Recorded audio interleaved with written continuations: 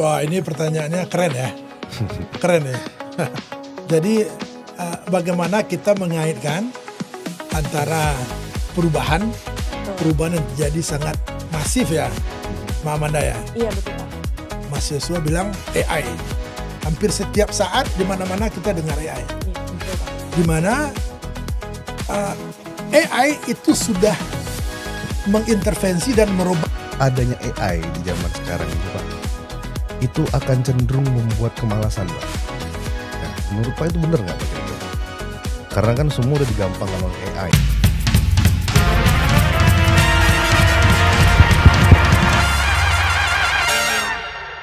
Selamat datang di episode keempat dari podcast PB Talks. Ngobrol bareng seputar seluk-beluk dunia konstruksi, sertifikasi, dan juga regulasi terbaru. Nah, di hari ini itu kita bakal bawa topik yang spesial loh Kak Jo. Apa tuh kira-kira? Nah, sebenarnya tuh banyak banget yang membahas topik ini juga dan juga menjadi concern dari banyak industri di Indonesia ya. Jadi topik hari ini tuh seputar kualitas sumber daya manusia di Indonesia ini. Di Indonesia. Bener banget. Dan sebenarnya kita spesial banget hari ini karena kita kedatangan narasumber istimewa yang spesial juga untuk memberikan wawasan bagi kita dan juga teman-teman di rumah nih. Istimewa ya? Banget. Makanya kita berdua gitu. Iya, makanya kita berdua. Boleh langsung aja dikenalin Boleh siapa? langsung dikenalin Kak Jo. Oke. Jadi beliau ini adalah seseorang yang tak perlu diragukan lagi ya mungkin Manda. Bener banget. Namanya di kancah profesional itu. Ini nama sangat bersinar gitu ya. Beliau adalah Insanul Kamil ya. Beliau ini adalah WKU ini. Sorry saya harus baca nih Manda soalnya takutnya ada kesalahan kan. Jadi beliau ini adalah seorang wakil ketua umum Kadin bidang kerjasama pengembangan profesi SDM, teknik dan industri. Lalu beliau itu senior sistem analis di P3SM ini Manda. Keren banget udah pasti. Selamat datang, Pak Nano. Selamat datang Mbak Amanda, Mas Yosua. Terima kasih nih udah diundang kepada kesempatan sangat baik Iya. menurut kita bersama untuk kemajuan negara kita. Sebenarnya kami Makasih. yang terima kasih ini Pak, karena Bapak menyiapkan sedikit waktu untuk berbincang dengan kami di sela-sela kesibukan Bapak nih. Tapi terima kasih itu kan harus sama-sama. Betul. Ya Amanda, kira-kira apa yang mau kita bahas kali ini Amanda? Nah mungkin kita pertama-tama kita udah penasaran banget dan udah gak sabar untuk nanya-nanya langsung ke Pak Insanul nih ya Pak ya. Jadi sebenarnya mungkin kita langsung masuk aja juga ya Kak Jo. Boleh, Nah, silakan. jadi sebenarnya sekarang nih kita sering banget lihat kalau misalnya banyak banget perubahan yang terjadi karena perkembangan zaman ya Pak ya. Terutama di bidang ilmu pengetahuan juga. Nah menurut Bapak pribadi sih kalau misalnya perkembangan zaman ini kan otomatis akan mempengaruhi kualitas sumber daya manusia juga ya Pak ya. Gimana nanti sumber daya manusianya berkembang juga di industri. Nah kalau menurut Pak Insanul pribadi, untuk kualitas sumber daya manusia di Indonesia sekarang ini gimana sih Pak? Kondisinya apakah sudah cukup baik atau menurut Bapak pribadi gimana? Pandangan Bapak yang Bapak lihat. Wah, ini pertanyaannya keren ya. Keren ya. Jadi bagaimana kita mengaitkan antara perubahan yang terjadi sangat masif ya, Mbak Amanda ya. Iya betul Pak. Dengan kita kaitkan dengan sumber daya manusia kita. Nah begini, jadi perubahan yang sedang terjadi pada hari ini hampir semuanya unpredictable. Oke, unpredictable. Nggak bisa diprediksi. Oke. Apalagi perubahan ke depan. Oke. Apa yang kita alami hari ini itu tidak diprediksi terjadi secepat ini 10 tahun yang lalu, 15 tahun yang lalu. Contoh, kecerdasan buatan. AI. Artificial intelligence. Yes. Tuh, Mas Yosua bilang AI. Hampir setiap saat di mana-mana kita dengar AI. Iya betul Pak. Di mana AI itu sudah mengintervensi dan merubah semua kehidupan kita. Termasuk juga di sumber daya manusia. Apa yang terjadi? Sekarang kan bukan pertanyaan yang sering kita dengar 15-20 tahun yang lalu. Semua orang harus berubah. Iya. Dengan perubahan yang terjadi. Sekarang udah gak itu lagi, udah gak laku pertanyaan itu. Yang jadi diganti dengan Pertanyaan sekarang adalah seberapa cepat beradaptasi. kita mampu beradaptasi terhadap semua perubahan. Oke. Oke. Nah, kaitannya dengan sumber daya manusia, beberapa atau banyak sekali kejadian-kejadian atau prinsip-prinsip yang kita anut dalam konteks sumber daya manusia udah nggak laku hari ini. Karena perubahan-perubahan terjadi sangat dahsyat tadi dan sangat masif. Nah, sehingga seberapa mampu kita dengan cepat beradaptasi dengan semua perubahan. Oke. Nah, itu satu poin penting sih. Ya, jadi terlalu menarik nih, Pak. Tadi Pak Insanul sempat menyebutkan artificial intelligence gitu ya. Nah, kalau saya ngelihatnya ini adanya AI di zaman sekarang ini, Pak, itu akan cenderung membuat kemalasan, Pak. Nah, menurut Pak itu benar nggak, Pak, kira-kira? Karena kan semua udah digampangkan oleh AI ya. Apakah akan ada potensi bahwa SDM-nya akan makin males gitu, Pak, karena ada kemudahan yang sangat mudah dari itu, Pak? Tapi begini Mas Yos ya. Ya. Teknologi itu nggak akan pernah satu mencelakakan manusia. Oke. Yang kedua, teknologi nggak akan pernah untuk membuat orang jadi malas. Oke. Tergantung ini mau ke kiri atau ke kanan. Oke. Banyak orang menjadi sangat rajin. Karena ada banyak itu. orang menjadi sangat smart. Ya. Dengan adanya kecerdasan buatan. Ada orang yang akhirnya seperti yang Mas Yos katakan, agak menurun produktivitasnya, kemalasannya makin meningkat. Itu pilihan sebetulnya. Relatif. Itu hidup juga sebuah pilihan itu loh. Tergantung orang menyikapinya seperti apa ya, Pak ya. Tapi yang pasti adalah semua kemajuan teknologi, termasuk AI pada hari ini, itu memberikan kemudahan bagi manusia. Kemudahan dalam hal apa? Dalam hal pengambilan keputusan. Jadi tidak perlu terlalu brainstorming. Nggak perlu banyak benchmark, nggak perlu banyak analisis, nggak perlu jauh mengumpulkan informasi-informasi. Toh semuanya ada di depan mata. Iya, tinggal kita akses, kita mau cari apa gitu. Nah, prinsipnya AI itu menjadi supporting jadi menjadi media, alat dalam pengambilan keputusan. Berarti sebenarnya ini bisa AI ini termasuk positif juga kalau misalnya dilakukan dengan baik ya Pak ya, dengan benar. Jadi efisiensi waktu juga ya. Yes. Itu memang kita rasain juga ya di zaman sekarang ya sebenarnya. Benar banget. Semua jadi serba cepat. Udah ada nih penopang baru yang bisa membantu kita buat mengambil keputusan juga. Iya. Jadi dulu itu kan biar lambat asal selamat. Iya. Sekarang udah dengan teknologi berkembang, teknologi sangat maju, AI pada hari ini semuanya menjadi cepat, tepat dan selamat.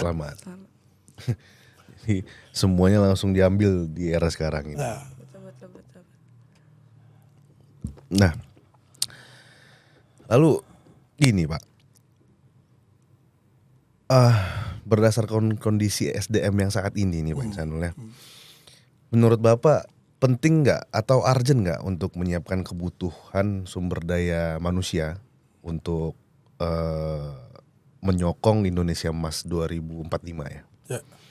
Penting nggak menurut Pak Insanul, dan seberapa urgent ini kebutuhan kita untuk harus upgrade SDM-nya sendiri untuk menyokong Indonesia Emas?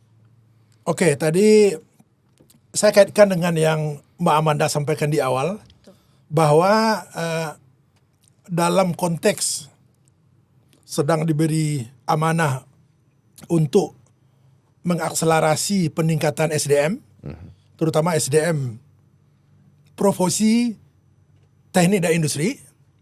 Nah, kita ngelihat bahwa salah satu yang proyek paling strategis yang dicanangkan oleh pemerintah sekarang, yang harus kita kejar itu diantaranya adalah swasembada pangan, swasembada energi, swasembada air, hilirisasi, dan industrialisasi. 5 itu ya. Hanya ini yang menjadi instrumen utama untuk pencapaian ekonomi kita tumbuh jauh lebih baik. Pertanyaannya, SDM-nya siap atau tidak? Nah itu, menurut Pak Insanul kira-kira. Nah, Nah ini kan sangat berkaitan dengan pencapaian tadi disebut Mas Yos, 100 tahun Indonesia. Ya, Indonesia Emas 2045. betul. Betul. Nah, Indonesia 2045 itu Indonesia yang didorong oleh modal utama sumber daya manusia. Sumber daya manusia. Oke. Dan sumber daya manusia itu kan nggak bisa ujuk-ujuk besok pagi selesai, besok pagi tersedia, nggak itu. Butuh proses yang cukup panjang juga Butuh ya Pak. proses panjang. Nah sebenarnya Pak, berarti kan sebenarnya sumber daya manusia, mewujudkan sumber daya manusia yang berkualitas ini kan sangat-sangat penting ya Pak ya. Urgent sekali berarti. Berarti cukup urgent ya Pak. Ya.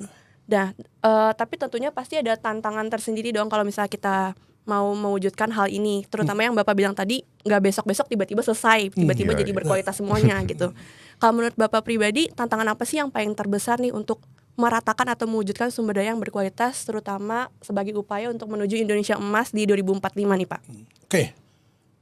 Indonesia Emas 2045 itu bicara daya saing ya. Daya saing bangsa yang jauh lebih tinggi dari yang kita punya pada hari ini.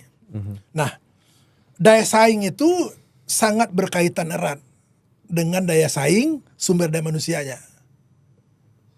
Apa itu daya saing sumber daya manusia? Itu tentu kompetensi yang dimiliki oleh manusia sendiri. Kompetensi yang dimiliki. Gitu. Iya, iya. Nah sekarang kita lihat contoh lah. Di industri tentunya. Industri ya. Ya. Kebutuhan SDM industri yang disertifikasi. Ya. Disertifikasi kan artinya diakui kompetensinya. Diakui, betul. Jadi memberikan pengakuan terhadap kompetensi tenaga Betul. kerja kita. Ya, ya. Targetnya itu 3 juta. 3 juta sampai saat ini. Angkanya itu sekitar kalau SDM di industri itu angkanya itu kalau kita rujuk ke literatur, ke report-report yang diberikan oleh pemerintah itu 3.068.400. Oke. Target 2020-2024 untuk mensertifikasi tenaga kerja industri. Oke. Realisasinya berapa? Ya, Nggak berapa? dapat tuh kita.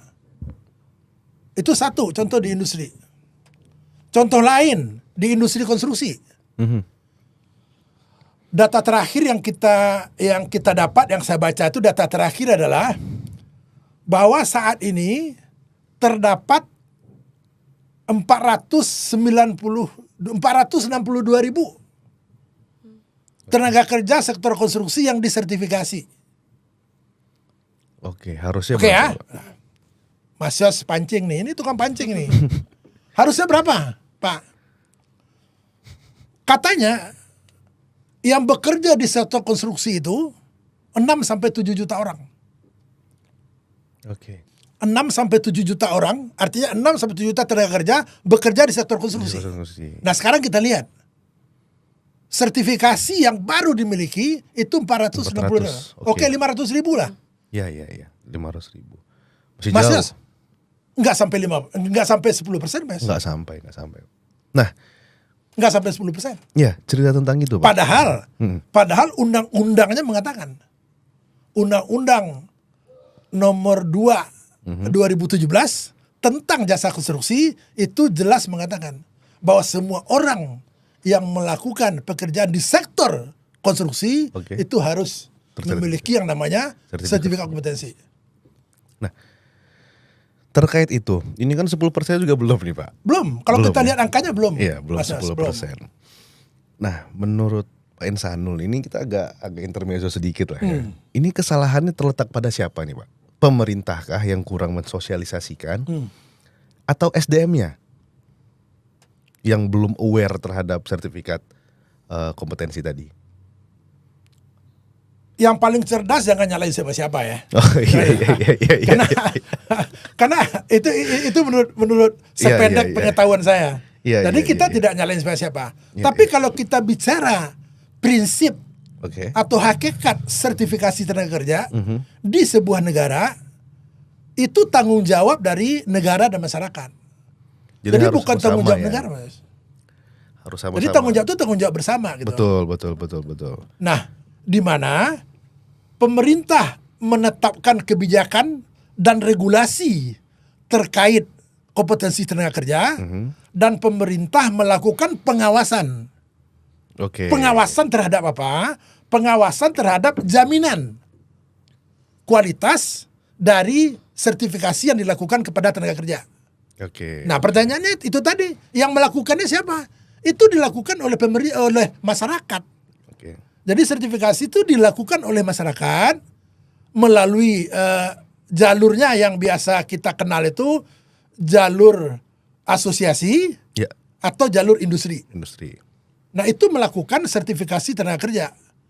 Dan pemerintah di samping menyiapkan regulasi dan kebijakan terkait peningkatan kapasitas tenaga kerja, yang kedua melakukan pengawasan terhadap jaminan kualitas kompetensi tenaga kerja itu sendiri, dan juga mengembangkan standar-standar kompetensi.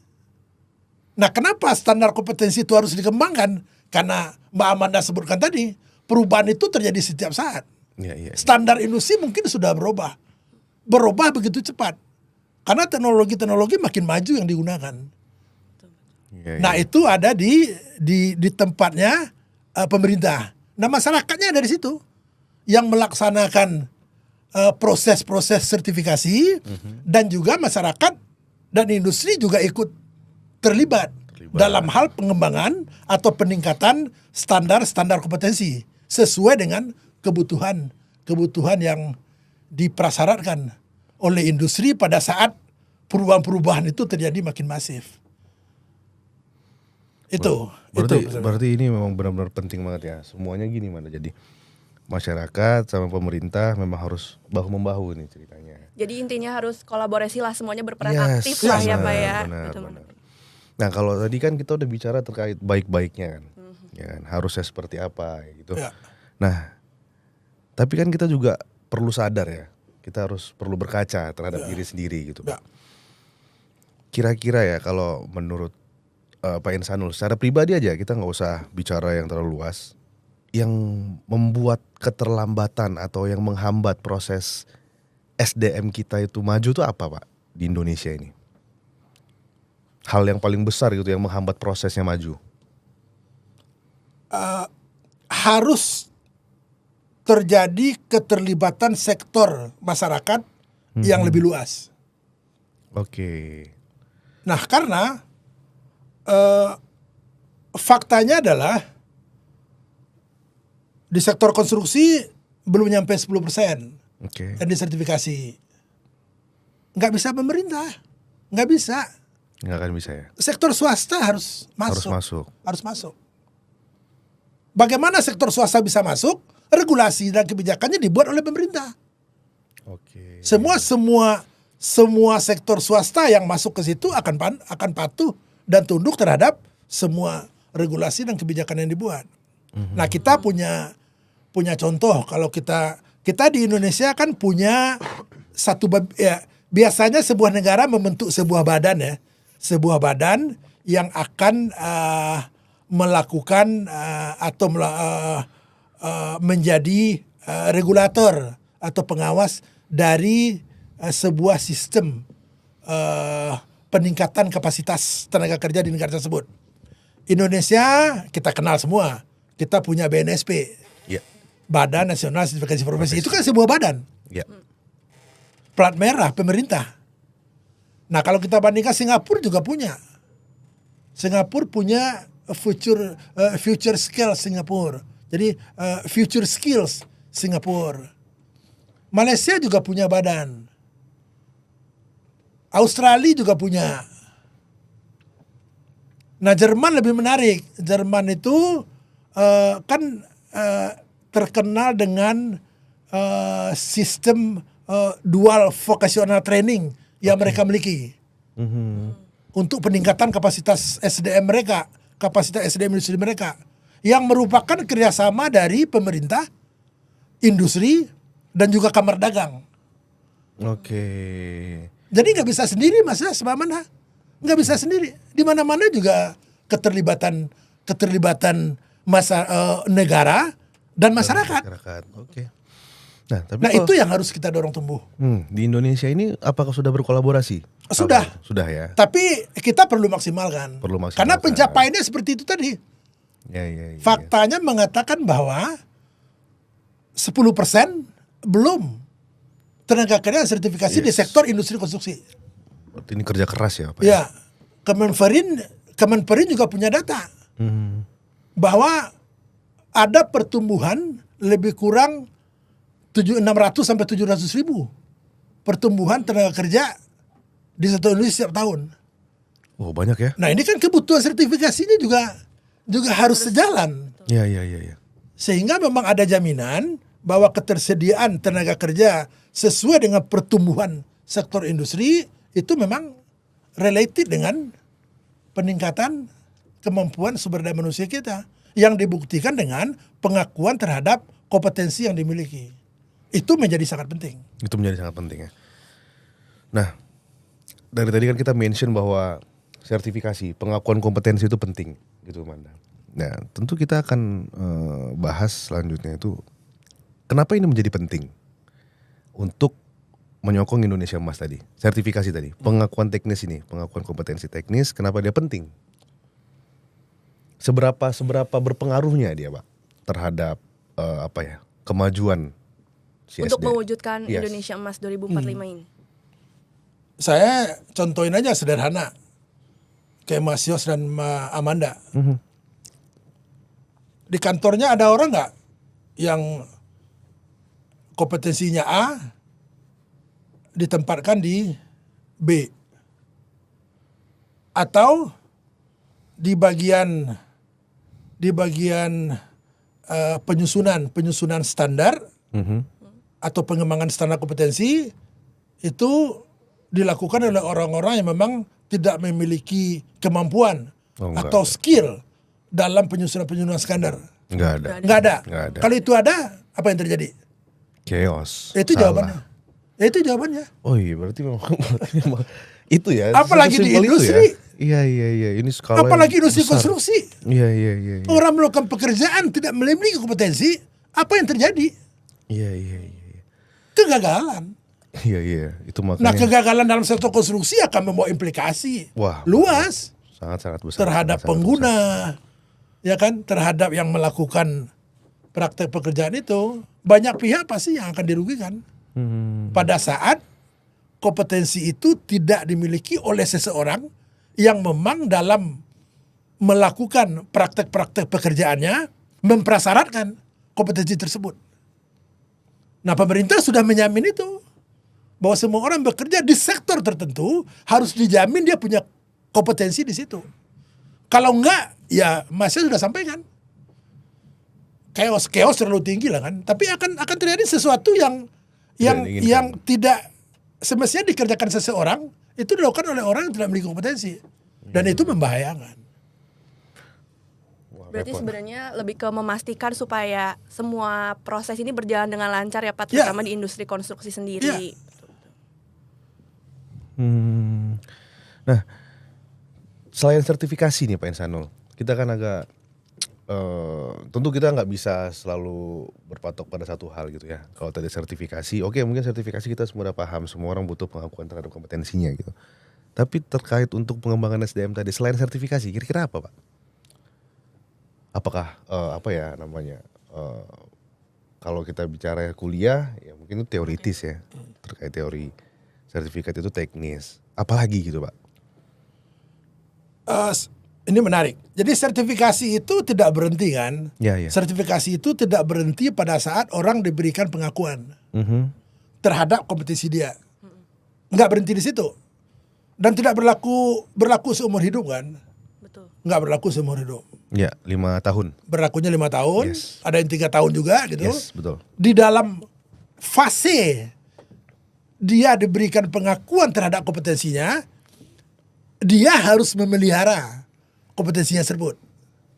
Dengan cara apa? Dengan cara training, pelatihan. Oke. Untuk nanti bisa diperpanjang kompetensi yang sudah dia miliki, kompetensi yang sudah diberikan kepada seseorang, itu berakhir pada masanya.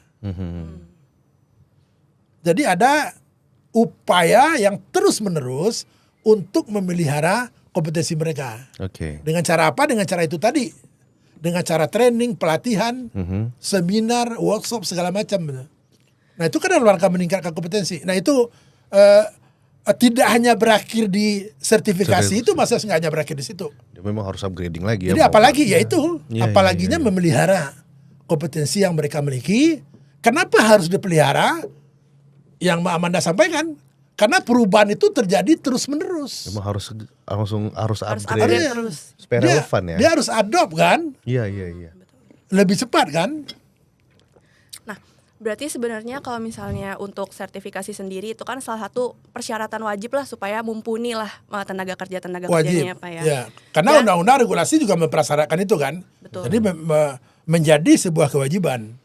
Dan berarti untuk kita mempertahankan kompetensi yang sudah kita dapatkan melalui sertifikasi ini, terutama mungkin kita bisa mengembangkan ilmu pengetahuan juga, pelatihan-pelatihan dan training ya Pak ya. Kalau bisa tidak hanya dipertahankan, tapi dikembangkan. Karena tapi tadi disebut teknologi berubah terus. Berubah terus, Kemajuan terus Iya. kita nikmati setiap saat. Kalau kita nggak update repot juga kan. Iya. Ujung-ujungnya nge-stuck di situ sama Iya. aja gitu ya. Karena kemampuannya menjadi hanya kemampuan pada saat dia disertifikasi 5 tahun yang lalu. Betul. Sementara betul. mungkin udah nggak relevan untuk sekarang juga ya Pak. 5 ya? tahun mungkin waktu yang Cukup singkat panjang. untuk perubahan-perubahan yang terjadi begitu cepat pada hari ini. Betul. Nah kalau menurut Bapak pribadi gimana sih supaya tenaga kerja ini tetap bisa untuk terus upgrade dan juga keterampilan teknis, soft skill dan segala macamnya, gimana sih peran pemerintah dan sektor swasta nih untuk bisa berkolaborasi kalau menurut Bapak pribadi? Nah, Untuk menciptakan ekosistem baru ini. itu kata kuncinya itu. Ekosistemnya harus kita perkuat. Ekosistem harus kita perkuat. Ekosistem apa? Ekosistem dari kolaborasi pemerintah dan sektor swasta dalam meningkatkan kapasitas sumber daya manusia Indonesia menuju Indonesia Emas 2045. Sumber daya manusia yang gimana? Sumber daya manusia yang memang mengadopsi semua perubahan terjadi, mengupgrade semua kemampuannya, dan pemerintah melakukan itu, tapi sektor swasta melalui asosiasi dan lembaga sertifikasi profesinya juga secara terus-menerus melakukan itu. Dua-duanya harus jalan bergandengan. Berarti sebenarnya pemerintah juga harus mendukung ya Pak untuk perubahan-perubahan ini. Ya kan sekarang pemerintah mendukung, karena memang pemerintah berada di situ. Iya. Mendukung, pemerintah mendukung, sangat mendukung pemerintah. Oke. Nah ini sedikit agak keluar dari. Jadi di Kadin ini Pak sebagai tadi SDM ya, ada terkait dengan SDM. Ya. Yang dilakukan Pak Insanul di Kadin terkait SDM itu, yang Pak lakukan gebrakan apa? Satu aja Pak. Ya kita bagaimana memperkuat Oke. ekosistem peningkatan sumber daya manusia profesi di bidang teknik dan industri. Dibanding teknik dan industri. Karena arah negara kita ke depan itu adalah industrialisasi. Yes, industri. Nah, industrialisasi itu membutuhkan modal sumber daya manusia yang memiliki daya saing, kompeten, dan unggul di bidangnya. Tanpa itu akselerasi reindustrialisasi atau akselerasi industrialisasi itu menjadi sesuatu yang tidak bisa kita lakukan dengan cepat. Itu. Wih, ini mantap sekali Mbak Amanda. Ini sebenarnya di luar dari yang kita harapkan jawaban-jawabannya. Karena memang memang Pak Insanul ini kan seorang profesional gitu ya. Betul. Tahu keadaan di Lapangan lapangan saat ini. Beliau juga ada di sebuah institusi yang ada pengaruh.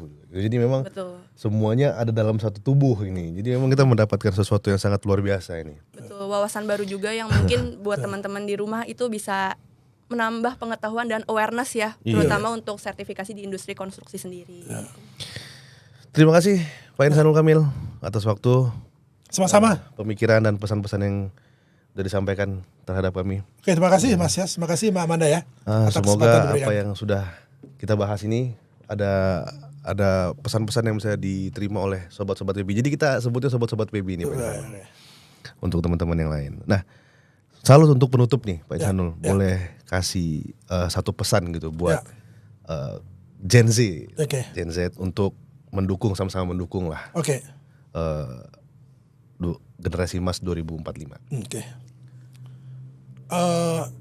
Negara sedang menunggu Gen Z ya Ya, untuk menjadi modal utama Indonesia Emas 2045.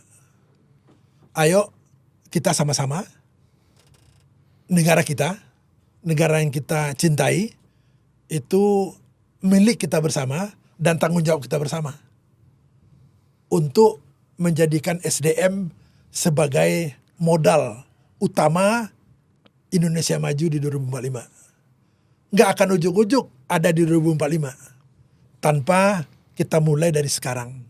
Ada fase-fase waktu yang kita harus selalu memperlihatkan partisipasi aktif kita sebagai warga negara untuk membuat negara kita ini menjadi lebih maju, menjadi memiliki sumber daya manusia yang unggul dan kompeten dalam membawa kemajuan Indonesia di masa depan.